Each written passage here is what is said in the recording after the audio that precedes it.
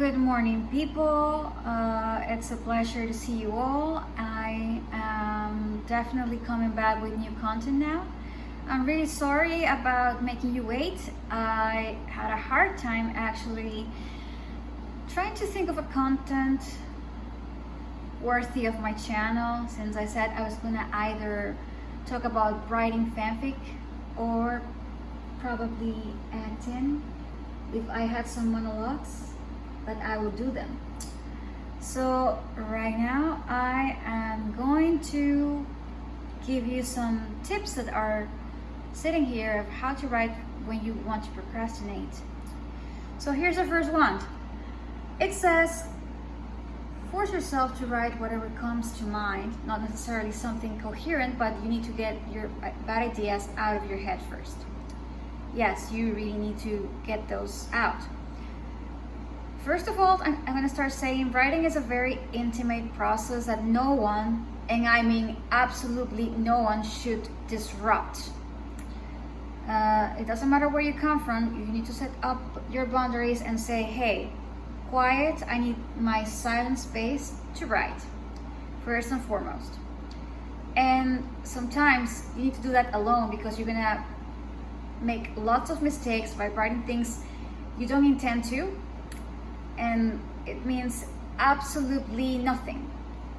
But you need to get it out of your head, whether it's in your computer, your room, writing it in pen and paper, or just by itself, so you can have a better understanding of what's going on.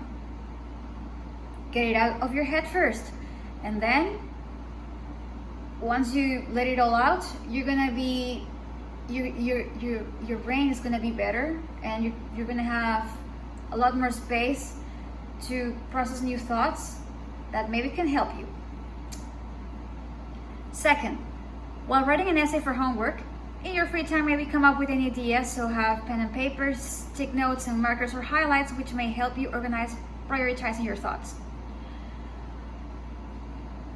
A lot of my fanfic ideas have happened while I was busy doing something not related to my writing at all. I was either at work doing some repetitive works, I was doing a homework for school or for my university, and somehow in my free time I began to just make stories out of nowhere, like, wow, this is something, I think I can do this.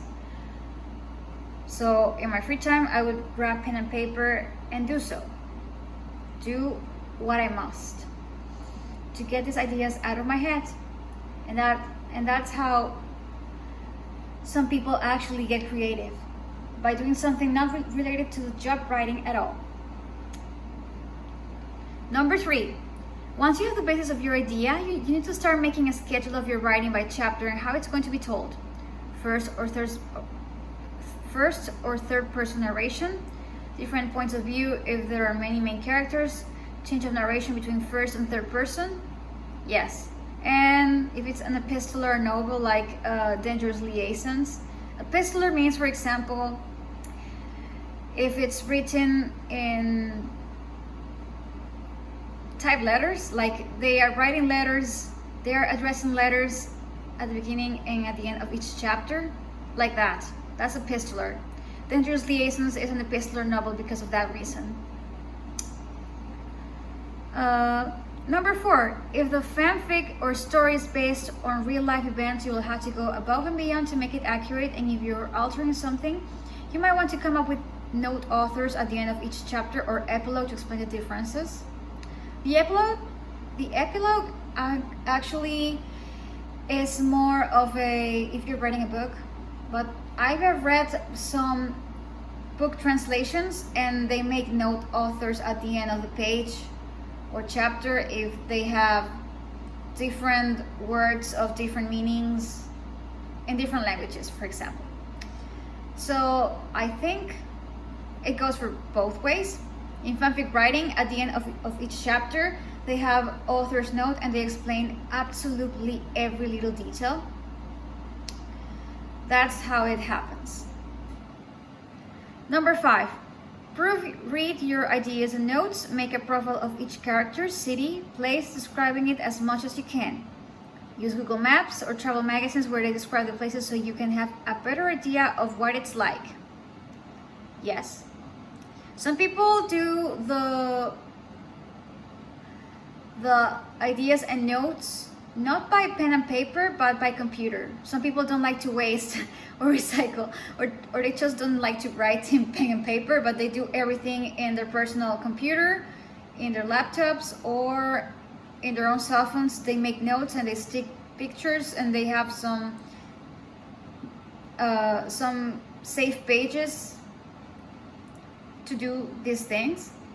I use both because in case something happens to my phone, I like to have my hard copy with me of my ideas.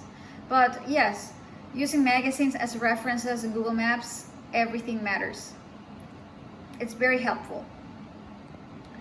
Number 6, sometimes people who can afford will travel to live experiences and ask local people who work and live in said place to have more accuracy of what's going on when describing during the writing process. But not everyone can or will have time to do so. This is a very important thing. Not everyone has the luxury, the money, the means to travel. Travel is expensive, guys. However, there are internet forums as well as Facebook groups where they can help. Also, some YouTube bloggers have in their comment section more experiences to talk about, and perhaps you could politely ask them for more information and translate it into your work. Yes, I know YouTube comment section can be pretty savage and horrifying sometimes, but I watch some YouTube vloggers who actually happen to travel around the world. They go across countries, and their comment sections have vivid and their comment sections have a lot of people talking about their experiences, and I think some of them can help you out. This is my tutorial or my advice how to write when you want to procrastinate. I'm so sorry for the stutter. I will try to not to get so nervous while I am shooting. This is all for now. Maybe later I will make a tutorial about how to write essays for your homework, or probably I might end up making a tutorial on how to apply for resumes when you are looking for jobs during quarantine. See you next time, guys. Take care.